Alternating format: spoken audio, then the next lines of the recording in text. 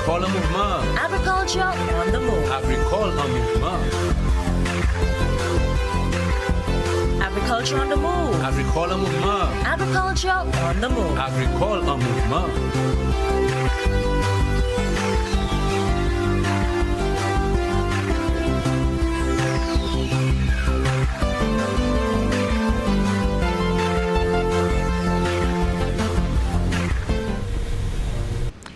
Good day, St. Lucia, and welcome to the program, Agriculture on the Move. I am your host, Philip Sidney. Today we are discussing St. Lucia Census of Agriculture and Fisheries. And I'm sure you would want to know why, the objectives, the impact it has on the agriculture and fisheries sector. And here to discuss this with me is Mrs. Rufina Paul, our former Chief Agriculture Planning Officer in the Ministry of Agriculture. Also, those of you who know her in the sporting arena, of course, I'm sure you know her in netball.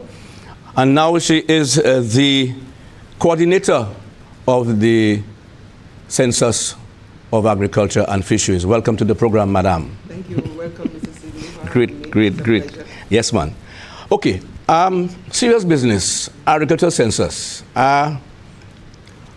Objectives, purpose. Okay, broadly speaking, the objective of the census is to really get an updated picture of what is the structure of the agricultural sector right now.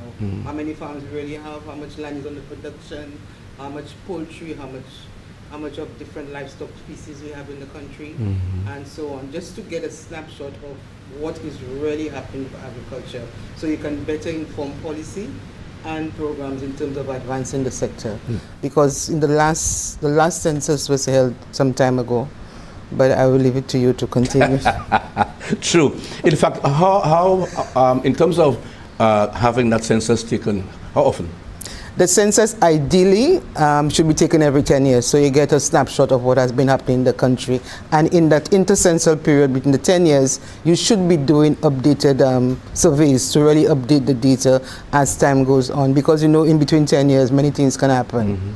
But we have not been able to so do. The last census was held in 2007. And then we had Thomas in 2010, it was.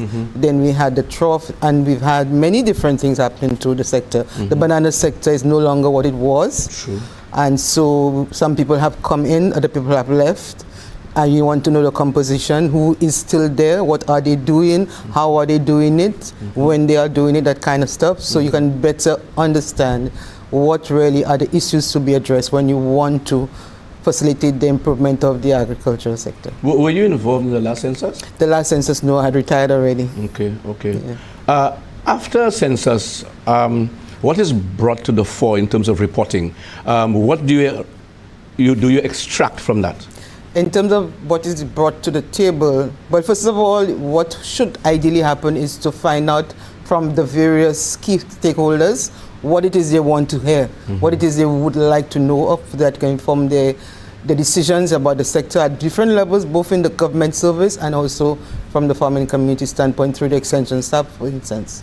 But ideally you want to know how much land is under production, what level of permanent crop cover we have, what kind of permanent crops we have, how much land is under short term, what exactly are the crops that are priority crops in the last year. So the reference year is going to be this year because we intend to have it from January next year. So you have a fresh reference year of 2024. Okay. So it's basically the core issues, but not details about how many species you have, what is the age of the cow. No, that will be done later. Just how many you have, what time. Okay. Yeah. So that census will start when? We want, well, the full enumeration we're targeting starting in January 2025, and the reference year would be what happened this year. Okay. Yeah, what happened to the sector this year. All right. So what have been done thus far? Well, before I came on board about May, end of April, well, you could say May. Before that, the FAO, the Food and Agriculture Organization, was heavily involved with the corporate planning division within the ministry, planning because you have to develop the questionnaire, you have to develop manuals for guidelines, and FAO did a very good job in the last 2 or 3 years, if I'm not mistaken, as far as working with the ministry in terms of developing the manuals, developing the guidelines as far as how to proceed, and also the questionnaires. Now, when we came on board, the questionnaires were pretty long, and the pretest was done with FAO's assistance on the Special Technical Assistance Program. The complaints you got was that the questionnaire was too long. So one of our immediate requirements was that we look at the questionnaire again and cut down on the size, because we really do not want to burden the respondents with too many questions. You kind of went up. You understand? So we want to keep the attention. It's a challenge getting it down to less than an hour, but we are working on keeping the attention of the respondent for the time and getting accurate information. It's very important that we really do the publicity so that people recognize it's not data for us, it's data for us. In the sense that we wanted to do planning, but we also want you to give us the right data. So if you tell me it's your foot hurting you and it's really your eyes, I will give you foot medicine, but you will not be cured. So come on, let us all help each other. It's a win-win. Give the right information so that we can help each other moving forward. Okay, so far in terms of sensitization, I know there was a press launch, right? Tell us about that. The press launch was essentially really, as it says, to really launch the census and to get people aware. And the minister did the press launch really in terms of launching the whole activity. And as the ministry has said, we have been looking to get that done. And I say we as if I'm still there, but I'm there. You are. Because we have been looking to get the census done for so long. And so it was very encouraging when I was called to do it. I said, okay, that's what I figure we need to do. I'll see what I can do, drop all my, and come on and see what can happen. So there I am assisting. It's really a tall order, but we're trying to do the best we can as far as getting that done. So did I lose your question? I don't remember what you asked me. Yes, no, you're on track. You're on target. On target. Okay, so I know there's a theme. Tell us about the theme and how did you arrive at that theme? Actually, when we started, as part of the publicity proposal, we wanted to have gone to the schools and probably, because we started late in May, go to the schools and the children who have done, or the students who have done the CPA, work with them as far as developing a logo, because they're very artistic, they're very creative people. Also, if we could work with them and also maybe their parents or whoever in terms of what the theme could be, or good at the public to get done. So that we could get more participation. We really wanted also in carnival time to have had a mascot to create some awareness. So people say, what's this, what's agriculture, what's to create some conversation. But we have not gotten there yet because we have to overcome certain procurement procedures really. So that has retarded that process. But we're going to get there soon. By October we'll be there. And so we did not get that. But what happened in the process of launch, or preparing for the launch, we were working with a print shop, and so we needed to get a logo. So the graphic artist there did a logo, which was looking simple but pretty impressive. Okay. It's a pity we can't project it here, but it's simple, but it sells the message. And in terms of the theme, we had No Agriculture, No Future. I think we had used it for our last 2 or 3 censuses, and it sounded to be a good thing to continue with. But in speaking to one person, they said, why we being negative about it? No agriculture, make it a positive, theme. So just in walking through my house, I said, agriculture like pesh. And the Cote. And I think the Conte was also used in the PHC as well. So it kind of carries the same thing, but giving it a Creole slant and giving it some level of, cultural adaptation, quote unquote. So I don't know how you like it. Yeah, man, I love it. Okay. I love it. I call it Pesh and Nukote. And Nukote, yeah. And it's simple, but it says the message. Yeah, I think in the campaign, we can use it. Yeah, and it creates an inclusivity. It's Anu, so it's all of us. Correct. It's all of us, because it's a joint ownership of the process, really. Yeah. Okay, tell us about the publicity campaign. So the publicity campaign, we are on board with the communications unit, getting the help. The press-ons was done. Now we're in the process of seeing how far we can get as far as having some road shows going. We would have liked to have had one before the pilot, but hopefully, not hopefully, but unavoidably, because we don't want to delay the actual census in January, we may have to do the pilot before we do any sort of roadshow. Okay. But with the upcoming World Food Day activities, which has been planned by the ministry and with you leading that process, we're hoping to have some really mounting up of the process in terms of having some popular theater, having the vehicles wrapped, having some jingles on display, Great. having some Creole jingles as well, getting persons, I don't want to mention it, but to do some, animations on the TV, that kind of thing, so people begin to get the conversation going. In your face, in your face, in your face. In your face, yes. We wanted to have gotten the calypso done, and we spoke to a calypsonian who was in the ministry. I know. Right. But that again were all ideas that timeliness could not have happened, but maybe we could have a song for Christmas, a carol. Yeah, who knows? Moving forward in terms of on the same campaign, I know lots of conduits are used, the schools are used. We're going to probably, apart from the road shows, okay, the theater, we're talking about meetings. Yes, and we're also talking about check-up passion or to come on board. Right. Town hall meetings that you mentioned, all of that is in part and parcel. All of that is in that. As you know, the procedure. I don't want to mention any particular service provider. But we want to work as much as possible with schools, with all stakeholders, with the farmers groups, having focus group sessions, speaking to the community, going around with the train for the road shows and so, and obviously the fisher folk are part of it, so having some special activity with the fisher folk as well. Great. So we bring out everybody. We're going to have posters posted in strategic areas in the fishing community and within the agricultural sector. Billboards and stuff too? Maybe cost is not a factor. I don't think cost is a factor per se. Yeah. But what we were saying initially was that you could have mobile billboards by wrapping the vehicles. But then in discussion yesterday in a meeting we had in the census office, it was said at least have 2 billboards. Stationary, maybe in visible areas, maybe in the cul-de-sac area have one, and maybe up north or somewhere down in the south. So that's the discussion still going on. But I think if we wrap some of the ministry's vehicles, it would create some level of conversation. We had the idea as well of having some umbrellas. You see the ladies who sell along the median there, but again we said, but it might not be legal to be doing what you're doing, so we can't be giving them for that. And then the question was asked, maybe you're going to give it to the vendors. But you can't give a vendor in the market when you can't see the umbrella because it's for visibility. So they were the most visible, but they might be illegally there. So we can't. But if you give it to the vendors, it's not necessarily for protection, but it's for publicity. And you really can't give a vendor who's all the way in the middle of the market.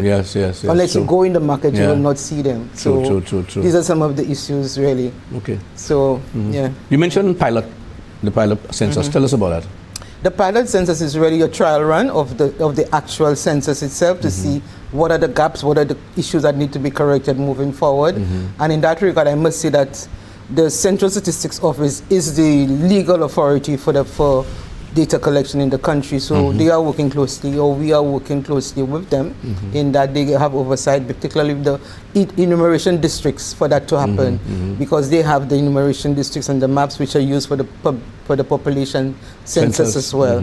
So for the pilot, there is a frame from the population census where when they had the population census, certain questions were asked of persons to see whether they're from an agricultural household, so to speak. And so that frame was used to draw off the persons who indicated that they are agriculture or fisheries have activity in their households. So that frame was drawn. What we are doing now is to take a sample from that frame, which was drawn by the Central Statistics Office, running the questionnaire, which we have cut down a bit because it was pretty long, and see how respondents are doing. The difference with this census is that we are not going to be doing paper. We are going to be going out there with the tablets. So the data you enter goes directly to the server in the ministry for processing after it is compiled. So it's a paperless, so to speak. And so we have to look at redesigning the questionnaire, putting it on the what they call a computer-assisted personal interview, a tablet, so to speak, and then going out there and testing. And before we can do the pilot testing now, we have to have some level of training. Well, that's what's coming to here. Of the persons. Right. So how soon you're starting that? Now, there is, initially before, we would take in our extension staff and persons that we know and tell them, come on, because we know the capacity. The procedure now is that with emerging, standards and so, we have to do open tendering. So there was an open tender process for interviewers. But we're also saying we want the extension and the ministry to own the process. So a particular component of the persons who are going to be involved are going to be from extension. So on Friday we did have an engagement with persons from the extension division in both agriculture, fisheries, and also some persons out of the CSO office. Because yes, we want to have some level of new persons, but we also want that when everything is said and done, extension people, whether it's fisheries or agriculture, feel that this is my thing, and I know how it happened, I know what it has, and I know how I will use it moving forward. So they were going to be, we are encouraging that they become quote-unquote owners of what is happening. So we basically going to mentor. So they're going to be working in tandem with the other persons that are selected? So the intention is that we bring everybody, both from the public sector and the open tender people, a portion of each, because you want to also bring people from out the public to get them involved as well, but not lose sight of who needs to fully understand it. So we will train, the intention is to train 25 persons of both public and private sector persons, and from that you'll run a little evaluation, and the best 20, use them to do, administer about, I think, roughly 117 questionnaires over after the training, because that's the sample to really test how it is going to run when the full-blown thing is happening. How long does that pilot take? Well, the training, because of the nature of what we want to do, make sure people understand, because the persons you are going to be training during the pilot are going to become supervisors for the full enumeration. Because for the full enumeration, you're going to open it out again, so because you need at least, I think, 100 to really be enumerators. So those persons, the pilot now is a training of trainers. So to speak. So we will sift out the best persons who come through, and then they will become supervisors, and possibly some of them may become the overall, because the structure is you have the field coordinators, or some people call it district managers, and then you have the supervisors and then the enumerators. So now with the pilot, the supervisors will be the enumerators being trained to come and train, because when you have a pool of 150 people after, you would want them as well to begin to facilitate the training, because you want, as time goes on, I don't come back again and do anything, that people are so engaged and so knowledgeable of what has to happen, that the next time around we can take it and run with it. So the selection in terms of EDs, you say for example in the Grosley area, you want to capture people in that immediate area to work? Well, yes, based on who comes forward, really and truly. So that's what we want to do, is that persons who belong to the area, because they're more familiar. Because what you may find is that, for instance, the census, there's a gap of about 2 years since that data was collected. So maybe in the census when we did the public population census, I may have indicated agricultural activity, but 2 years later I may either have died, migrated, or stopped farming or fishing or whatever I was doing. So, but somebody else may have come on board, but we may have missed that. So while you're going out there, when I speak with you and I say, okay, I give you an interview, I may ask you, do you know of anybody else who is into agriculture or fishing? So you do a snowballing, because the registers that you have may be missing people, because life is dynamic. Things come in and go in and you're not aware. The data you have may not be up to date. So you have to do the snowballing to ask whether there's any person who may have just come in to rent a new property or bought a new property, and they came from Delsey and they're now in Moshi, and they're not on the register. You might go to Delsey and look for them and they might not be there. So you need to always ask, is there anybody you know of? Check the register that you have. So you do some snowballing to really make sure that you do a comprehensive search.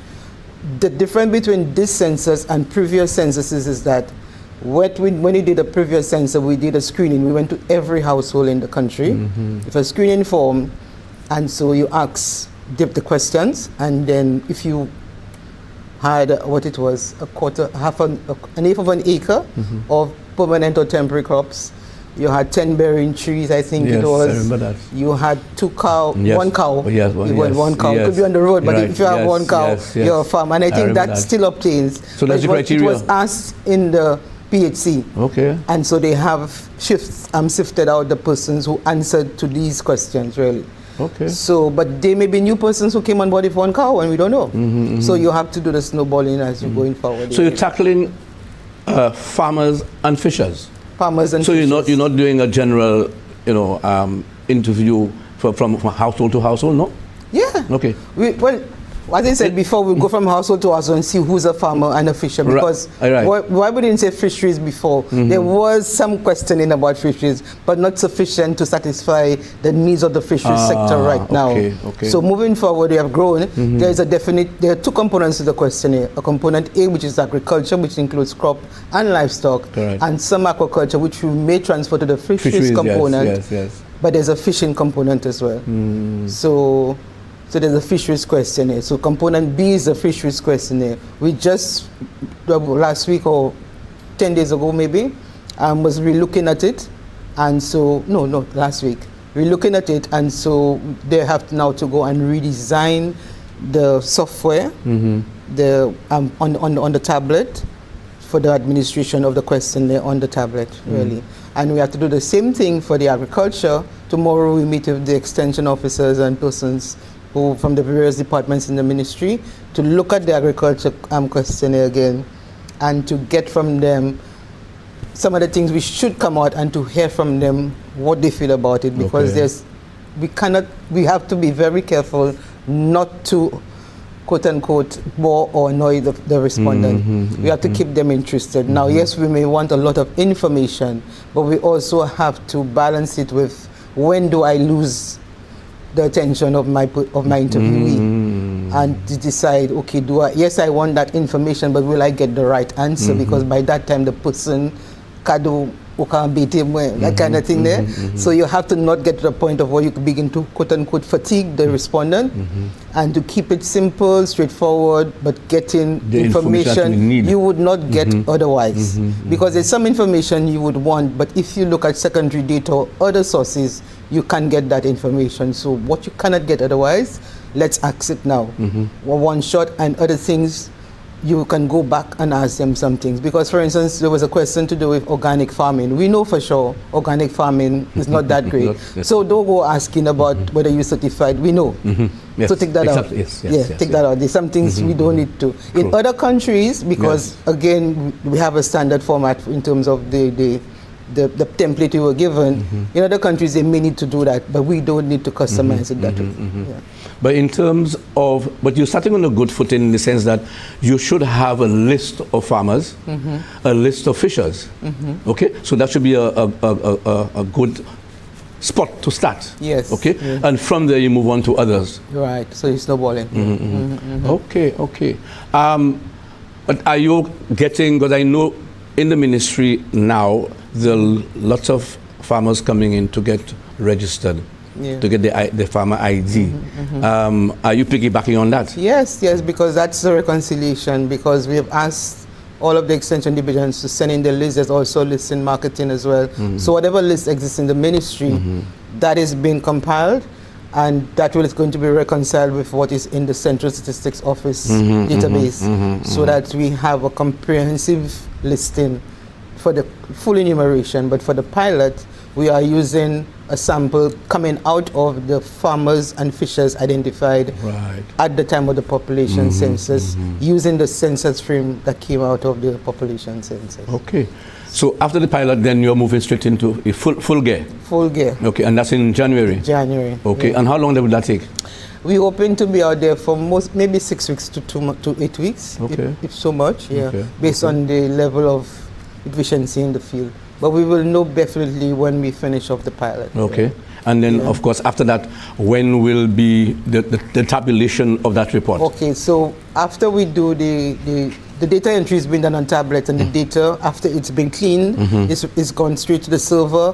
Then because of the programs that are being used, what they call survey solutions, the processing will be done from the data that is in the server, and what we're making sure is that the server is in the Ministry of Agriculture. Okay. And that data will be processed. The tabulation plan has to be done before, so we're in the process now also, and with the assistance, I must say, the census office is, the core staff is myself as coordinator, And there's somebody who we call a sector support officer in the person of Elgifer Ferdinand, Elgifer Selmaf, who actually was the person who really... I mean Becky. Yeah, Becky, who really took Very on good board girl. the census the last time. She did it full time, really. So she is really a institutional memory, and she's on board doing some of the work to be done, really and truly. So, and what we want to do is to get other staff in the ministry as engaged, so they understand and they can do it moving forward, really and truly. Okay. But Becky's on board as well. All right. So that report, when it's done now, who receives it in the ministry? It goes to the planning section, or how does it work? Well, let's say the ministry is doing it for the stakeholders in the sector. So the data really belongs to everybody. So there will be a stakeholders meeting where you will be presenting the report, but also indicating to persons how they can access the information whenever they need to. In the age of technology, we will have to find a way where persons can access as easily as possible, but that's down the line in terms of having a more interactive platform for that to happen. But this is a general idea that the data is everybody's own. And help to prepare our work program. Right. And then talking to somebody, a young person, they were asking, do you tell the farmers what you collected from them, or you'll just take it from now, my daughter, because nobody take and we never give back. But again, the issue is that it's all of our data. All of us are doing a part of it. You're giving me correct information, and I'm trying to store it and put it in the format where all of us can use it, being user-friendly to as many people as possible. Funding, who's funding it? In terms of the preparatory work, as I said, FAO did give technical assistance and a small program where some of the pre-testing was done and the manuals were developed, and actually Mrs. Ferdinand was involved with them in that stage. So she's carrying on board some of the experience from that as well. But in terms of the full funding, for the full census, the World Bank is funding that under the what you call the OECS Data for Decision Making project. There are other components to it as well. So that is where the core funding is coming from that World Bank project. And as you know, there are procedures for procurement. It's not just I know Sydney, so Sydney give me an invoice. It is Sydney, Henry, and John.